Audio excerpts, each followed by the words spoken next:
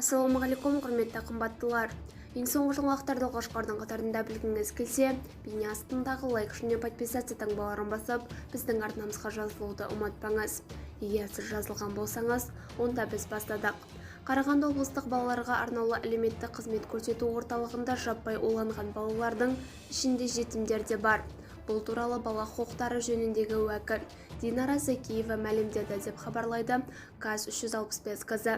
Қарағанды облыстық балаларға арнаулы әлеуметтік қызмет көрсету орталығында балалардың жаппай улануына байланысты қазір Қарағандыдамын.